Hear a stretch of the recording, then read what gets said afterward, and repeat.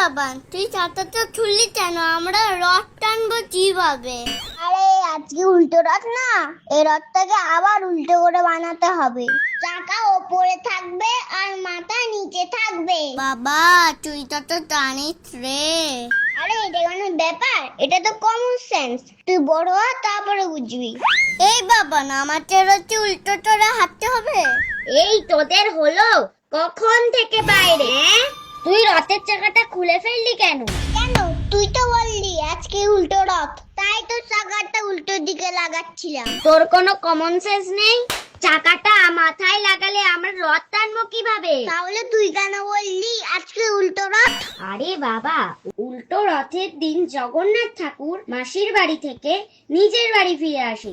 তাহলে বললেই হয় ঠাকুরের বাড়ি যাওয়ার রথ। শুধু উল্টো রথ করে যাচ্ছিস। আরে তোরা চুপ কর তো। চল তাড়াতাড়ি চাটাটা লাচ্ছি, আমরা পেরিয়ে পড়ি। আবার বাড়ি যেতে তো মেলায় যাবো।